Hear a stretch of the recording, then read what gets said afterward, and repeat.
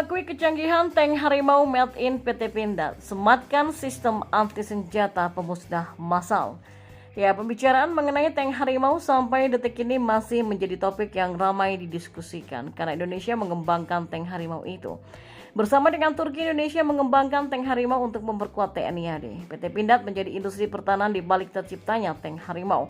Sebagai negara besar yang berdaulat, tentunya Indonesia perlu memperkuat TNI dengan beragam alutsista mumpuni macam tank harimau.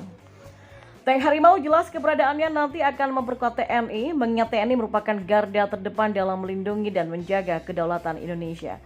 Tentara Nasional Indonesia terdiri atas Angkatan Darat, Angkatan Laut, dan juga Angkatan Udara sebagai alat negara bertugas mempertahankan, melindungi, dan memelihara keutuhan dan kedaulatan negara, kata pasal 30 ayat 3 Undang-Undang Dasar 1945. Selain itu, dalam Undang-Undang Nomor 30 Tahun 2004 juga menegaskan kalau TNI bertugas untuk menjaga kedaulatan Indonesia. Dalam aturan tersebut dijelaskan bahwa tugas dari TNI adalah menegakkan kedaulatan negara, mempertahankan keutuhan wilayah negara, kesatuan Republik Indonesia yang berdasarkan Pancasila dan Undang-Undang Dasar Negara Republik Indonesia tahun 1945. Oleh sebab itulah, sebagai warga negara Indonesia, tentunya kita harus selalu mendukung upaya pemerintah untuk memperkuat TNI. Pengembangan tank harimau yang dilakukan oleh PT Pindad menunjukkan bila perusahaan plat merah ini terus berinovasi.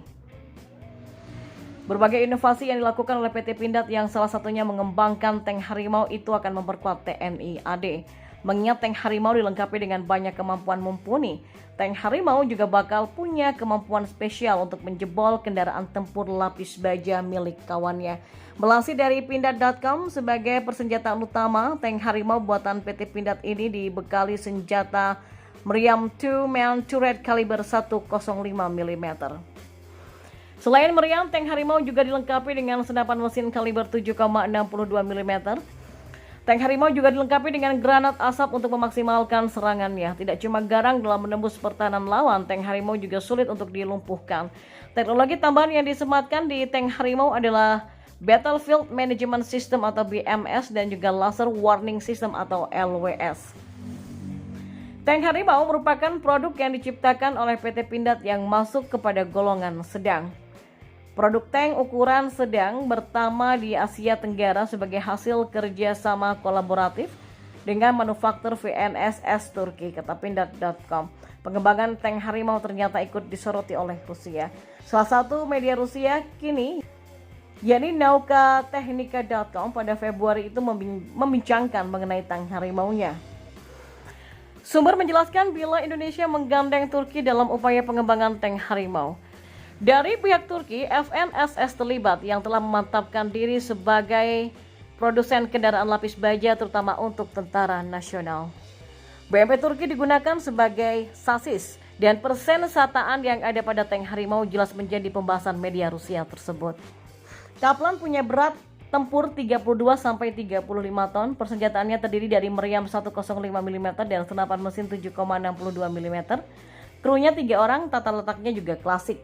Armor pun melindungi kendaraan dari peluru masuk lapis baja kaliber 1,4 mm dan ketika modul tempur tambahan dipasang dari peluru kaliber 25 mm. Berkaitan dengan perlindungan yang ada pada tank harimau juga menjadi sorotan dari Rusia. Sebagaimana dikutip dari informasi sebelumnya, media Rusia itu menyinggung mengenai adanya perlindungan terhadap senjata pemusnah massal pada tank harimau. Selain itu, sistem pengendalian kebakaran yang ada pada tank harimau juga sangatlah modern. Harimau Turki Indonesia dilengkapi dengan sistem pengendalian kebakaran modern, perlindungan terhadap senjata pemusnah massal, dan sistem pemadaman kebakaran yang juga otomatis. Dinyatakan kecepatan maksimum di jalan raya 76 km per jamnya, daya jelajah sampai 450 km. Ketertarikan pada tank ditunjukkan oleh beberapa negara di Asia Tenggara, khususnya Malaysia dan Filipina yang terakhir telah membeli pesawat angkut ringan dari Indonesia. Bahwa Kaplan atau harimau sedang dikembangkan sebagai tank medium di zaman sekarang ini ketika negara-negara besar memperlengkapi pasukan ya dengan tank tempur utama mungkin tampak seperti sebuah anakronisme.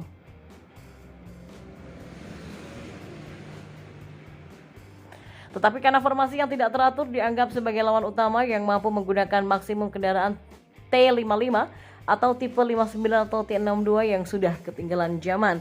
Daya tembak harimau akan cukup untuk menghadapinya, tulis naukatechnika.com dalam artikelnya.